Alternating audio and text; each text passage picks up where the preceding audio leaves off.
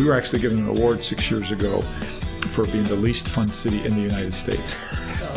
And we didn't have the recreation center, we didn't have the food truck roundup, we didn't have the rooftop concert series. But I'd love to have that conversation now.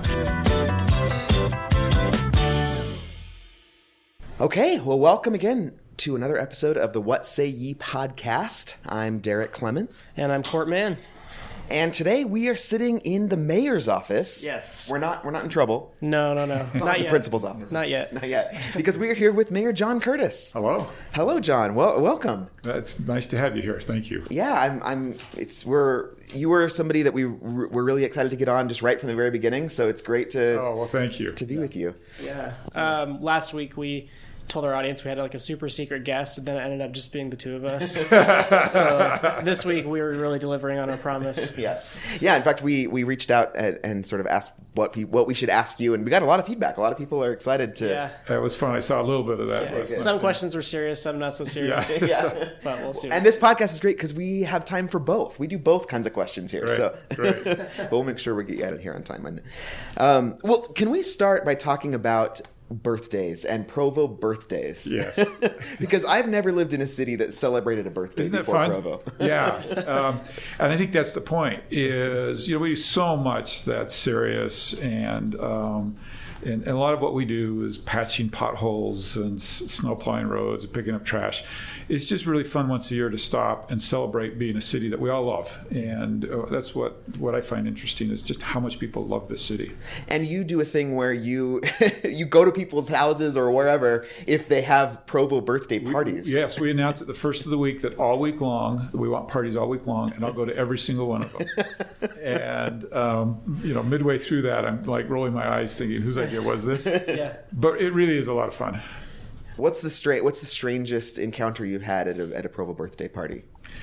Wow, the strangest encounter probably was the birthday party a year ago, and I'd been to like 6 or 7 parties, and it was 9 or 10 o'clock at night, and I had one left to go to, and I was so tired and didn't have my heart into it. And it was a group of BYU students. And as I walked around, they had a rented house that they lived in. And as I walked around the corner, they were all in the backyard. There was a fire pit, and you just felt the vibe. And it just was so fun. I was so glad I had been here. And they had a cake that made of Y Mountain, and they had made a song, and they sang a song about Provo. And I just about Provo. What's that? Oh boy, Yeah. I wrote a song about Provo once. Well, let's sing it. No, our last episode is about that. Yeah. We'll let listeners know. Anyway, I just walked out of there, a million miles up in the clouds, thinking this is a great city. Huh. Yeah. That's terrific. Well, speaking of songs too, the Provo has a birthday song that Colin had, that Lindenfield wrote, and Lindenfield wrote our theme song for this podcast too. Well, how about that? Yeah, Small World. Around. Yeah. Small World. Do you know how that song's kind of happened? The Provo song, yeah. Yeah, so I wasn't involved in it personally, but the staff here was, and I think they sought him out and asked him to do that. And of course, it's a type of song that like the next few weeks it's going through your head. Yeah. You can't get it out of your head. It's true. Yeah. So with one last question about these Provo birthday parties, I'm curious, when you put the call out initially and said we're going to go to these parties that people invite us to, did it sort of snowball into like a way bigger thing than you had expected? It did, but that's what we wanted. What we wanted was dozens of parties around the city celebrating Provo's birthday. And so, a lot of times we'll put on a party and it's fine, right? But who wants to go to a party the city's put on? But the real synergy is dozens of people and hundreds of people out there putting on parties throughout the week themselves, celebrating our birthday. And that was what we were really excited about. How many do you figure you've been to? Do you have an estimate? I think we do about 40. Really? Yeah, in the week. I use this we, but I think I do about 40. Yeah. I love not only that you go to those, that's one thing I love, but I also love that there are 40 parties happening. That's exactly right. That's what we love too. Yeah. And that's why it's so exciting is that people like their city that much. Yeah. Is there like a concentrated place in Provo where a lot of those happen? Is there like a neighborhood that does that? No, but there's a couple of themes. We do Okay. a lot of schools, which is great, right, for the kids to learn about Provo's history and its birthday. So I went to a lot of schools. Okay. Usually there's a half a dozen or so BYU parties that we go to. Yeah. And then the startup community and businesses, they all jump into, and they have a lot of parties. Yeah. Well, that sort of leads to one big sort of topic that we want to talk about, which is all the different communities that are in Provo Yes. and sort of how those integrate together. But we're sort of curious, like when you started as mayor, what were some of the communities in Provo that existed that you didn't really know about? Like, have you discovered some communities? Absolutely. Yeah. I don't think I had a good sense of the startup community that we have here, and that's been like overwhelming in a fantastic way, right? I mean, everywhere you turn, there's this amazing startup community. I also think, and it's a little bit related, I don't think most of us appreciated and realized that the young person demographic, and which is crazy, right? I mean, 30,000 BYU students, 30,000 UVU students, many post-graduation, and that's close to that same demographic. And it's been a lot of fun for me to discover their talents and what they bring to the city, and I think the city has loved that as well. 30. Wow. I didn't know those numbers. 30,000 BYUs. What about other like non-BYU or non-college related people? And we don't really have a number. Yeah. The problem too is we don't know how many of those 30,000 actually live in Provo. We know many of them do. I see. And so a town of 118,000 people clearly is heavily dominated by young people. Yeah.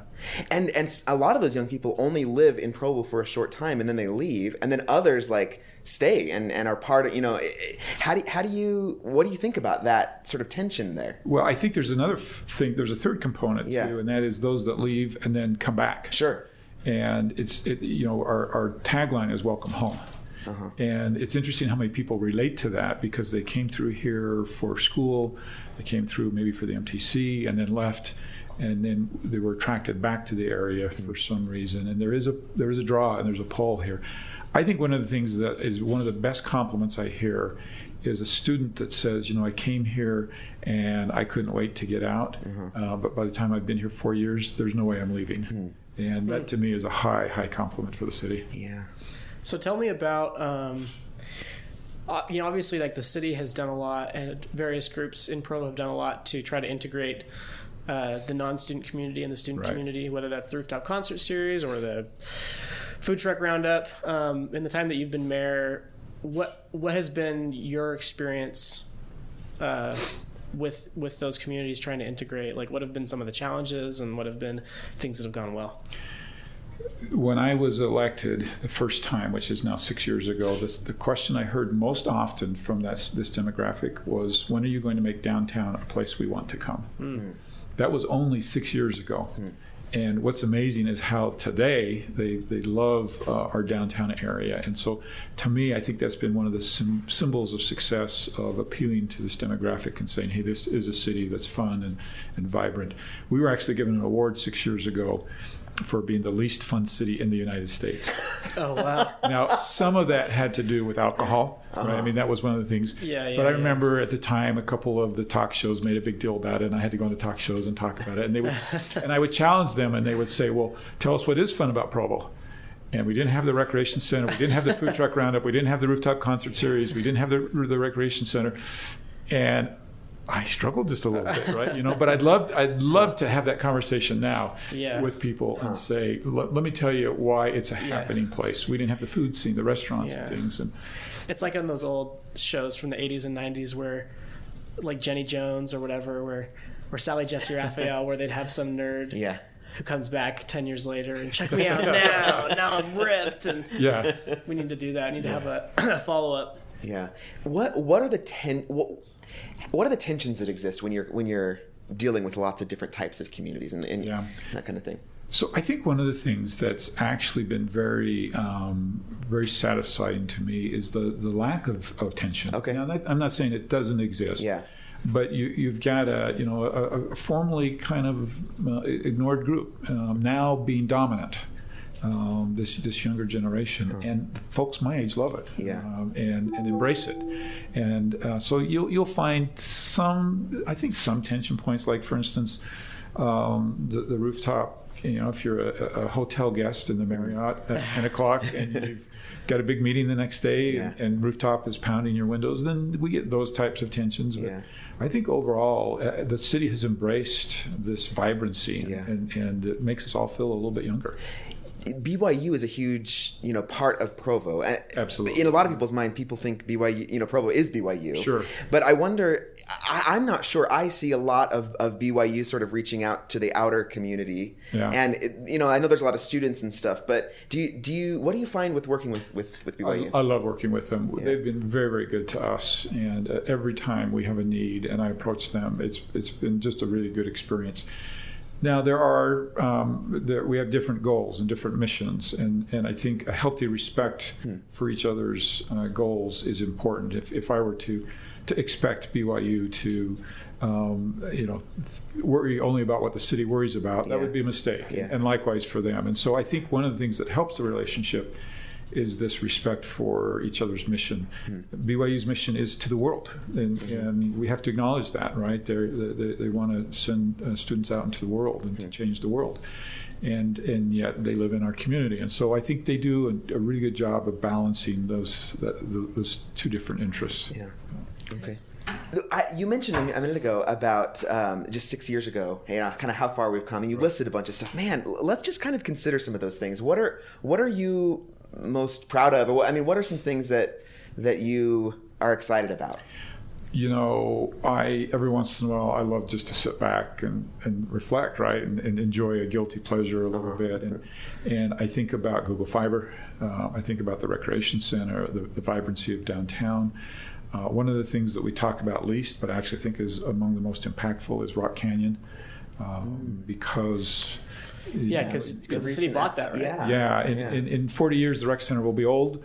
Rock Canyon will be even more valuable and critical that we preserved it 100 years from now.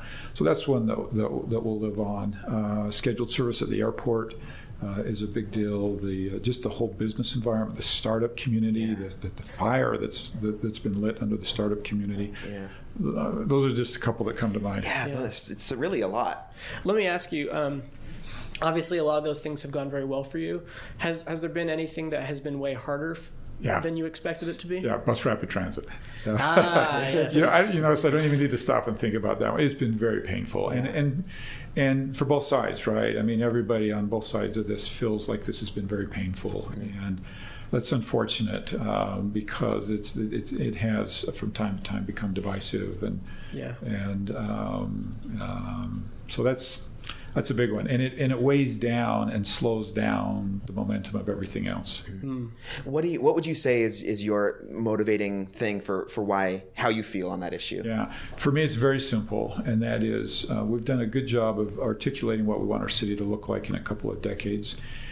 And I don't think we can get there without a transit system. Now, it doesn't have to be exactly BRT, but if not BRT, then what? And nobody's given me the answer for that. And that's the main reason I support BRT is I'm looking 20 years down the road, and we've got to have this. Yeah.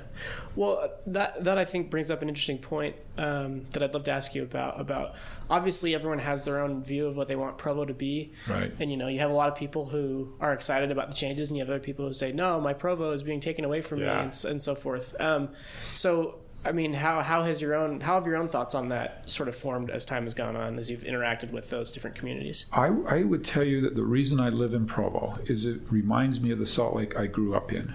So I grew up in a community that changed and is no longer magical to me. And that's not to say Salt Lake's not a great place, but for me and what I grew up with, it's lost that little smaller feel. And so I, as much as anybody, don't want Provo to lose that charm. I call it magic. To me, there's magic in the air here. But our reality is that we're going to double in population in the next 20 years. 70% of that growth comes from our own children.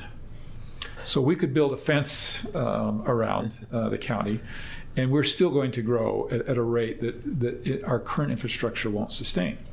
And so we've got to change, and that's the reality is we can control that change, or we can just let that change happen to us.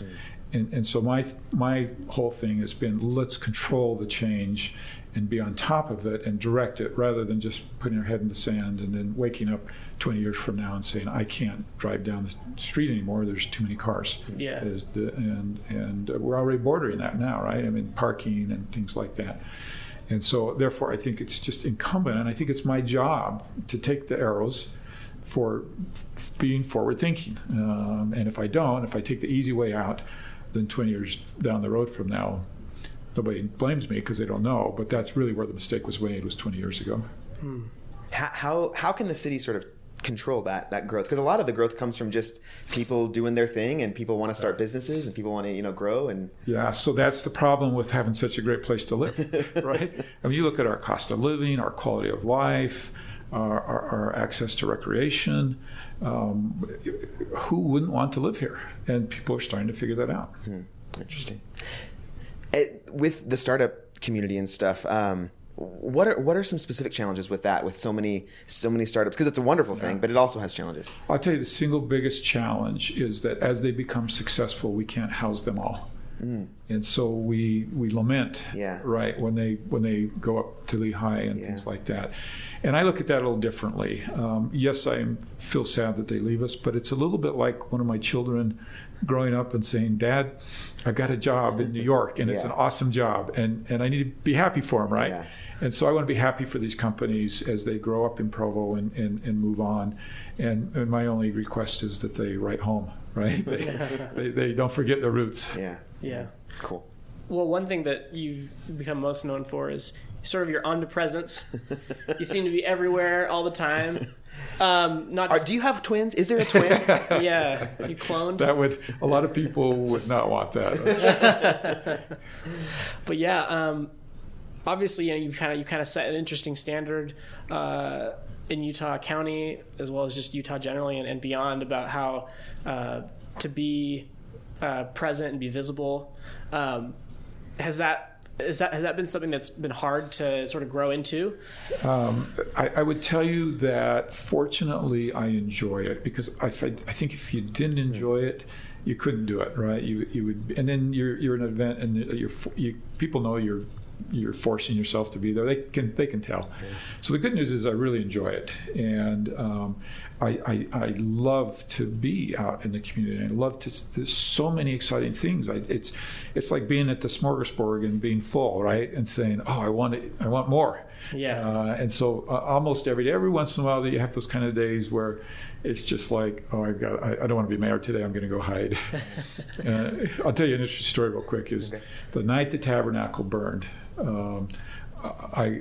Before I knew about that, I went home and told my wife and said, "I got to go off the grid. I just got to have a break."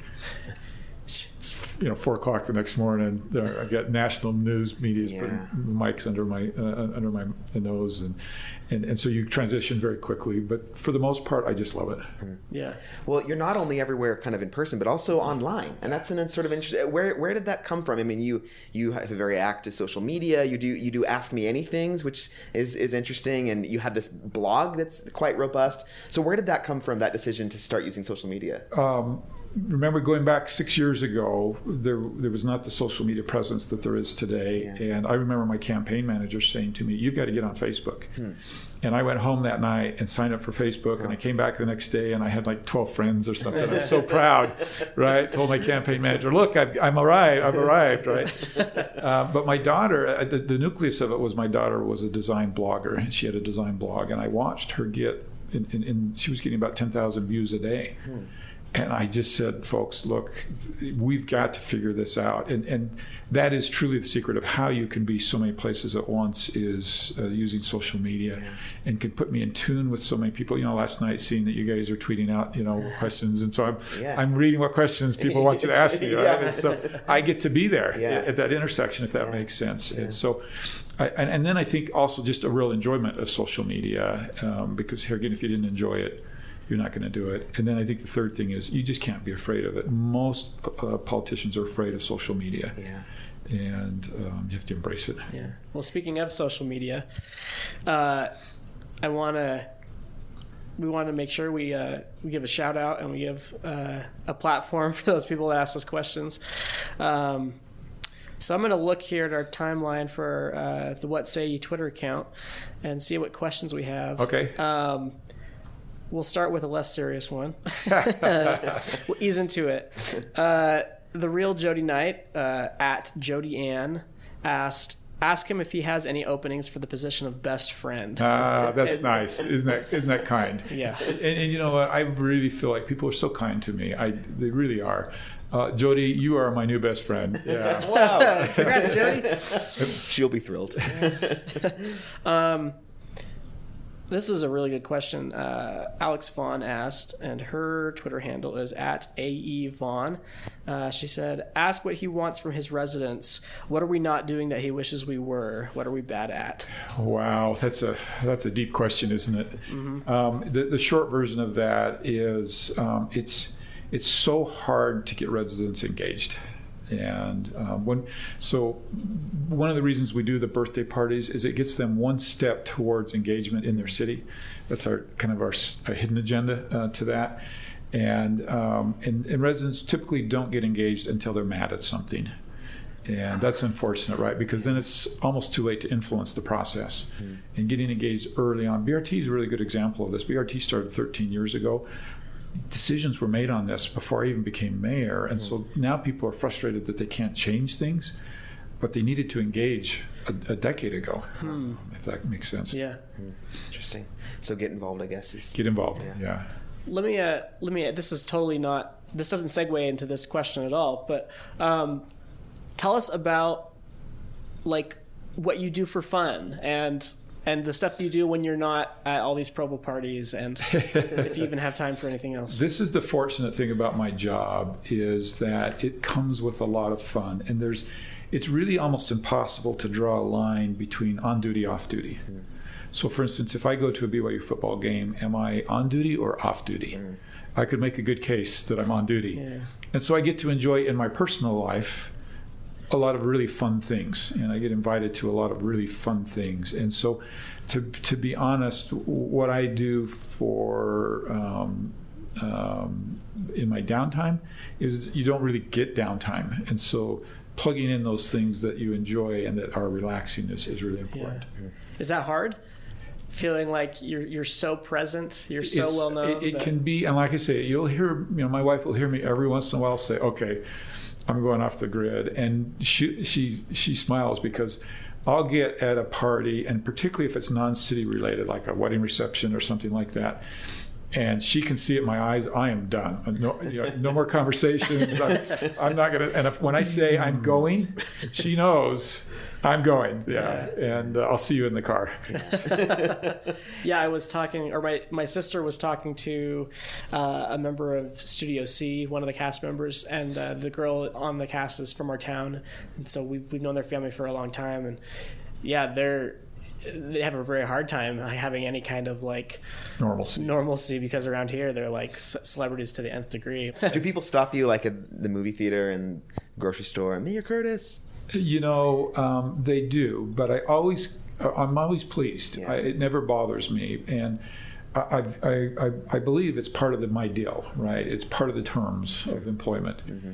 And so I always enjoy those conversations, and I'm actually really glad they do. Yeah. How would you characterize Provo differently than you would have when you took office? Like, what have you learned about the people? There is magic in the air. Yeah, I referred to that before. These are amazing people. And it's multifaceted, right? It's talent. It's personality, it's character, it's goodness. I'd take anybody from around the world and drop them on the streets in Provo, and guarantee you within 30 minutes they're going to come to me and say, "Man, these are nice people." Right? These are good people here. Yeah. Cool. What did you do before you were mayor? So the short version of that is most immediately before I was with a partner with a company called Action Target. Me and my partners had a company that built shooting ranges. Oh, okay. All over the world. Yeah. It's very, very interesting. Yeah. Really preps you for being mayor, right? It does, and I'll tell you why. Is we had several hundred employees. Yeah. We had a very large payroll. We had demanding customers. And so understanding the budget part of that, and hiring good people and letting people who aren't good go, and managing people and making hard decisions, I can't imagine doing this without that experience. Yeah. How many people work in this building that we're in right now? In the building city itself, building. wow, I've never counted. The city has roughly 1,200 employees, and this is real rough, but half of those are full-time and half are part-time. Okay.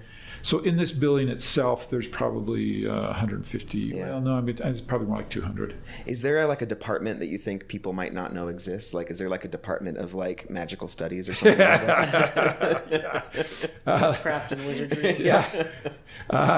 So let's see, what department would be, I'll tell you one that confuses people is, so we have a redevelopment, we have community development, and we have economic development. Okay. And they all have a very specific purpose that is different, but for the average residents, it's like, what? Like, How much can you develop? exactly, yeah. They should have a development.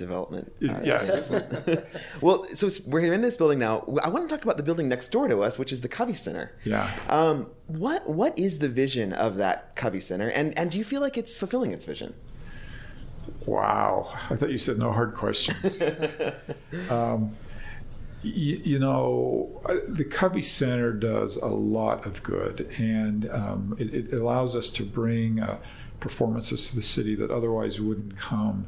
There's an element of refinement to the Covey Center that the city needs, the ballet and the symphony and the things like that. So the answer is yes, that it's meeting what it was created for. But the hesitancy in my voice is, but there's so much more that we would love to do and discover there. It's an expensive building, which makes it hard to accommodate a startup band. Yeah. Sure. Does that make sense? Yeah. It's a little bit more of a formal building, which makes it a little bit hard to accommodate some of the More grassroots type stuff. Yes, and so I have a little bit of a longing to find out how to marry those two, and we haven't done it, but I want to be careful because I wouldn't want to hint that at the same time it's not reaching the mission that it was created for. Yeah. It's just that there may be potentially more we could unlock there. Sure. Well, yeah, with a name like the Center for the Arts, that definitely, that's a high bar. Exactly, yeah. And a lot of, as you said, a lot of really well established performances are there. And you mentioned the symphony sometimes comes there and Yes, stuff. yeah, And yeah. I know BYU goes there sometimes. Yeah. And I saw The Foreigner, I saw that, and it was terrific. Yeah, so we've had The Foreigner, Yeah. we've had Looking forward to future Beach plays. Boys. Yeah. And so we can bring groups in like that. Yeah. And every year I raise a fair amount of money to help subsidize some of those Yeah.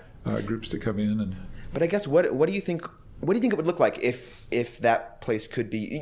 Could that place ever be used for smaller purposes? For smaller performance groups, or could it be really a center of sort of all the arts? Is that even possible? You think? I would like it to be, but there are some dynamics that push back, and part of it is that young scrappy group doesn't even really want to go there because it's formal and stodgy. Does that make sense? Yeah. So it's a little bit more of a formal environment. And so even when we say, okay, come in and we'll give it to you free, well, I want to go play on a rooftop. Yeah. I want to go be out in the street. And so I long for and look for opportunities to marry those two worlds. Yeah. But at the same time, both are being wildly successful. So I'm not sure that we need to demand that the scrappy side adopt the Covey Center. Does that make sense? Yeah. So you're sort of saying like, well, look, we have the Provo rooftop concert. We have people are doing things outside. It's happening in the city, and just because it's not happening at the Covey Center, I should be okay with that. Yeah. Okay. Interesting. So let's talk a little bit about excuse me, activities that are happening in Provo over this summertime. What do you have coming up that you're most excited about? Well, of course, the Freedom Festival and the Stadium of Fire. I've heard, I don't know if it's actually true, that it's the largest 4th of July celebration in the United States. It very likely is. The parade, there's dozens of events leading up to that. We love to be patriotic here in our city, and we love that event. And so that comes with a lot of fun.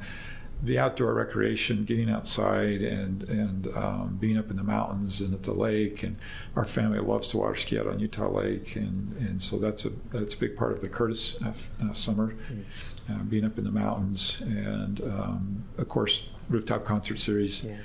love going to those and being part of that, and just all the vibrancy in downtown. I just went swimming at the Pro Rec Center over Memorial Day. It was great. Oh, but it was crowded. Yeah, it was crowded. It was fantastic. You and everybody else. Yeah, I love those water slides outside. Are they They're fun? great. They're really good. Well, let's see here. I'm trying to think what we haven't covered that we wanted to. I think there's kind of one big area that's really the last really one that we haven't talked about, which is sort of, and we've touched on it a little bit, but like your vision for Provo. And I know, like I saw on your blog, you have like a Vision 2030, Yes. which has a whole bunch of things. I notice arts isn't much on it, and we sort of talk a lot about arts, but I know you have a lot of ideas for what you want the arts sort of scene to look like and stuff. But yeah, what do you, specifically about the arts? What do you see in mind for the future? That's a great question. I believe what's happened in music, the rest of the art community is just on the cusp of duplicating. And it's just breaking through. And so the music kind of broke through, right? Yeah. And I believe all the other forms of art are equally as talented and equally as much depth. Yeah. And it's just kind of waiting for that. Those couple of pivotal things that break them through and get that national attention that the music has had here. So I really believe that's the future for art here, is that we become known for much more than just our music here.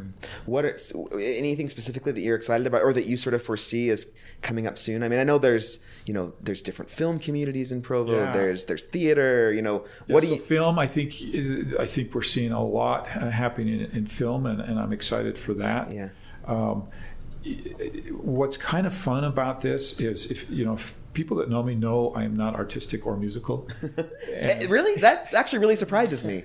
Yeah, unfortunately, I feel bad about that too. That's a hole, I think. But that's also what gives me an appreciation for people who do have talent. As I look at that, and I'm just amazed. The guy can't even draw a straight line, and so when I see that talent, and so to me, it's not so much about me understanding the art world or the music world. And knowing what's next. It's kind of about being in that position to support it as it starts to break through, and not being the guy with the hammer pounding it back down in the box. Yeah. But instead being that one that's putting a little grease on the gears, if I can. Sure. Can you talk about the Provo Arts Council? And I know that there's a story there of like it was going to happen and then it sort of didn't happen, or maybe it did happen and then it fell away. Yeah. So the Provo Arts Council's original mission was to build the Covey Center. Oh. And so once the Covey Center was built, the Arts Council, in my opinion, was just not getting its legs underneath it for the next phase. And so we just gradually let it die a natural death. And now we're in the process of bringing back what is it we want the Arts Council to be. And there's some great artists in the city that have teamed with me and starting to articulate what that looks like. And one of the things that I want to have happen, which is happening, is for it to be a little bit organic. If the city dictates what is the next art form that's going to be successful, odds of us being right are so low. Yeah. Right? Yet if the city can, like I say, grease a few skids for this art council and say, okay, what do you guys need help with? What do you see out there? What do you need the city to do? I think we'll get a much better answer than if the city is the one driving it. And so that's it's a little bit of an experiment, and it's a little slower to take shape because of that. But I think what eventually will take shape will be a far better product. When was the Covey Center built anyway? Wow, I'm going from memory. I'm going to say it was about 10 years ago. Okay. Yeah, that's roughly 10 years ago. Okay. Can you give any sort of more specific like timeline or any of the specific ideas that you and these artists have been talking about? So I think it's arrived, right? Yeah. They've put together a group, and, cool. and I'm acknowledging them as the Arts Council. Oh, really? Yeah, so they're not official. Yeah. And I think the next step is, do they want to be official? Okay. And that's kind of the question we're kicking around now. And there's pros and cons to that. Pros and cons. So if it's official, I nominate the board members. Yeah. Well, based upon what I just told you about me, am I really the best one, right? Or should that be a little bit more organic? And I will tell you, the two best functioning committees that we have in the city are non-official. Huh. So our bicycle committee and our sustainability committee, both are non-official committees that the city supports, but they pick their own board members. They pick their meeting times. They pick their agenda. And they're our most successful, active committees in the city. Well, I think that probably highlights a lot of what we've talked about, which is, as a mayor, you have to figure out what do you want to really have your hand in, and what things should you just sort of be a little more hands off about and let develop on their own. Yeah, I've told the rooftop from time to time, every once in a while they say, maybe the city should run this. And I say, look, you want to ruin the rooftop? Yeah. Let me pick the band, right, that's going to perform. And I'll start at 6 o'clock and we'll be done at 8. Yeah. And, so it is much better if it's happening out there. And it also speaks to just the quality of our people, right, that can do this much better than I can do it. That is really interesting that there's sort of this sort of like, I don't know if you can say underground, but like non-official, almost like a non-official, city leadership. You could point to some artists, you could point to some things, and that's interesting. And you seem to be welcoming of that. Oh, I think it's far more powerful than the city doing it. Yeah. We're really good at certain things, paving your roads, building your parks. Yeah. And we're okay at a lot of things. Yeah. I think we are okay at that, but the people out in the community know the world better. And so when they come to us and say, this is the help we need, that I think is a magical formula, instead of us going to them and saying, this is what art scene is going to look like. Cool. Interesting. Well, Mayor Curtis, we have some lightning round questions. Oh, okay. But do we anything else before we get to that? I think that that pretty much covers what we wanted to do. This has been fun. When you're ready, we'll do it again. All right, great. Well, when you're not quite out of the hot seat yet, because the lightning round is it's very exciting. You'll see. Okay. So we're gonna just the quick answer, whatever comes to mind. I'll start. So, who is your favorite fictional mayor? Because we were thinking, and we're like, who, other than like Mayor Quimby from The Simpsons, I can't really think of any Wow, my favorite fictional mayor. Mayoral inspiration.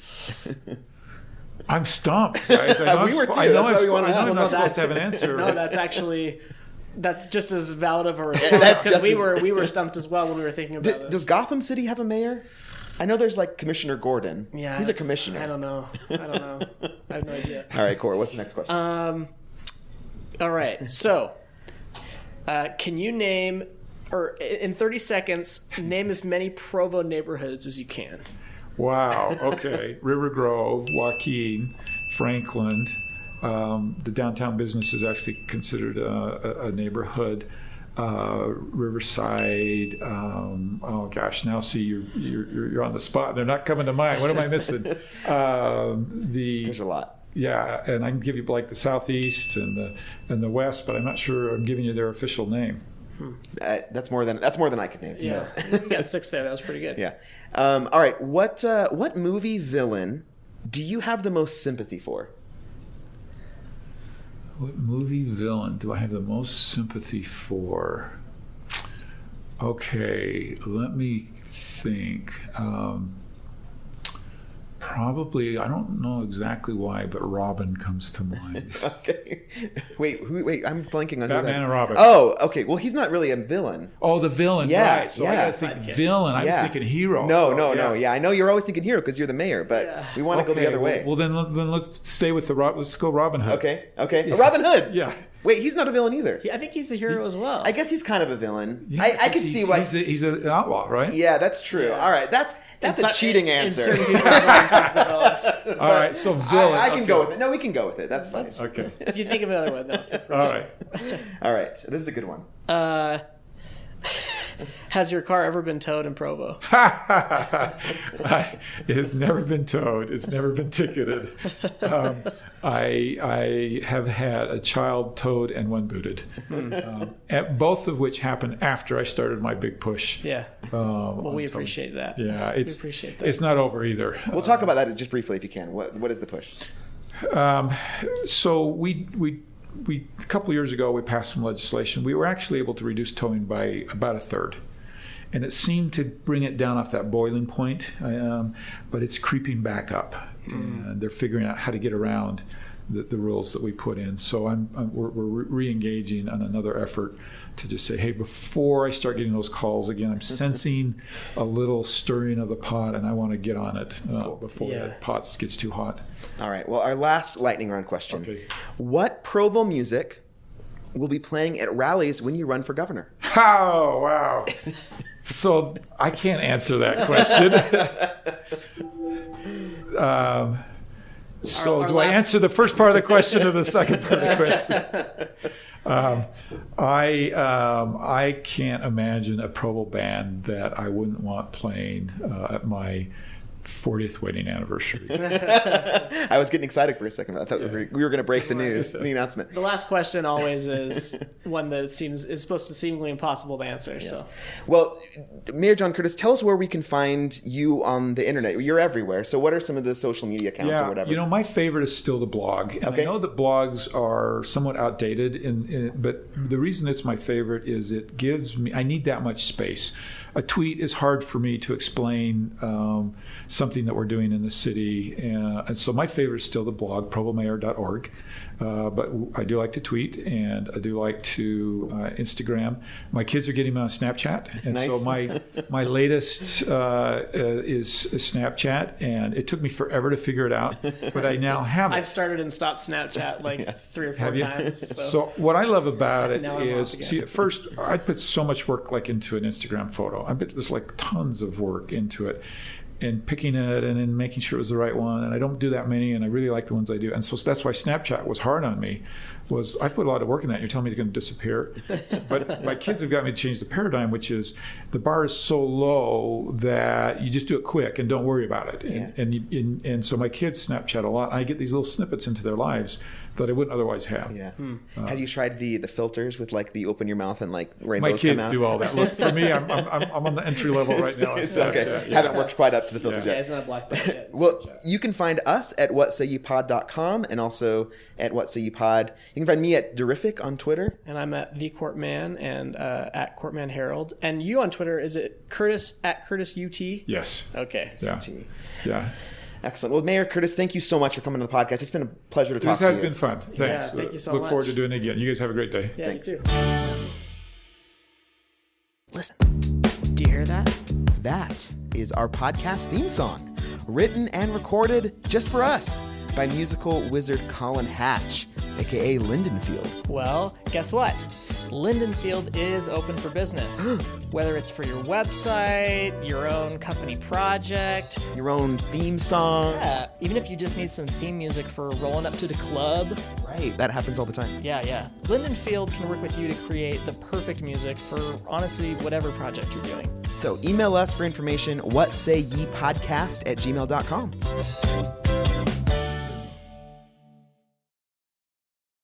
You are my new best friend.